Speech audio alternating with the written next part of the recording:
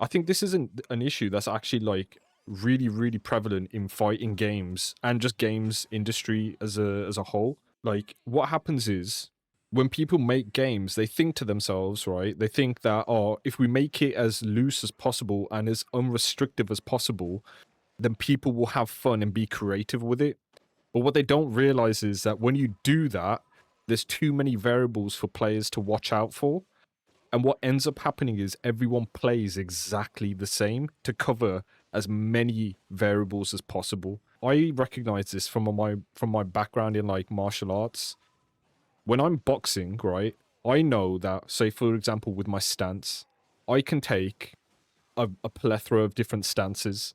I can use any stance that I want. But if I'm doing mixed martial arts, I know that I have to 99% of the time have a wide stance because I need to be able to check kicks and I need to be able to check somebody trying to tackle me. I can't not have a wide stance. If I narrow my stance, I fucked myself. Unironically, in something like mixed martial arts, where you have more freedom of expression, you're limiting yourself in what you're able to do to be able to catch as many things as possible because there are more things to catch. So you kind of streamline yourself.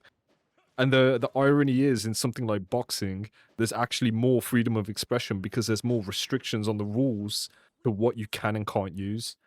So things like that, I recognize from my background in martial arts, but fighting game directors and people that design these games, I don't think they recognize that. I don't think that they recognize that creativity comes when you put restrictions on people and you don't give them everything.